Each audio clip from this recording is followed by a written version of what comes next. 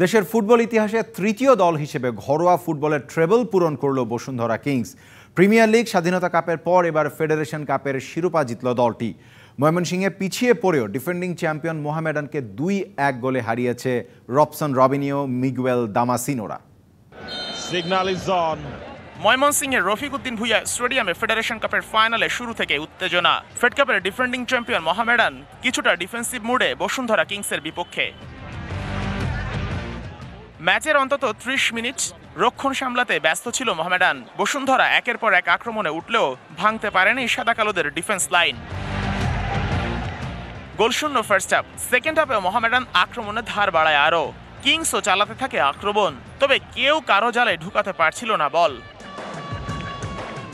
একের পর এক সুযোগ মিস করা মোহামেডান 61 মিনিটে যে ভুলটা করে সেটা সাদা কালো ফ্যানদের একটু হলেও আক্ষেপ বাড়িয়েছে।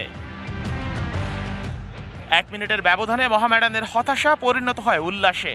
ইমানুয়েল সানজের দেখার মতো শটে বসুন্ধরা কিংসের বিপক্ষে লিড পায় মোহামেডান স্পোর্টিং ক্লাব।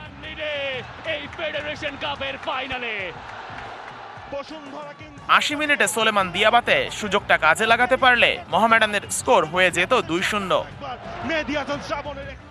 নগদে 500 টাকা বা তার বেশি পেমেন্টে পেতে পারেন ঢাকায় জমিসহ 20 কোটি টাকার পুরস্কার। মিনিট 6 ব্যবধানে স্বস্তি ফেরে কিংস শিবিরে। দলটার ব্রাজিলিয়ান তারকা মিগুয়েল ফিগুয়েরা একক নৈপুণ্যে গোল করে ম্যাচ নিয়ে যান অতিরিক্ত সময়ে। 85 মিনিট পর্যন্ত পিছিয়ে থাকা ম্যাচের অতিরিক্ত সময়ে এসে উইনিং গোলটাও পেয়ে যায় বসুন্ধরা। জাহিদের গোলে জয় নিশ্চিত হয় কিংসদের। বিপিএল শিরোপা, স্বাধীনতা কাপের পর ফেডারেশন কাপের শিরোপাটা নিজেদের করে নিল বসুন্ধরা কিংস।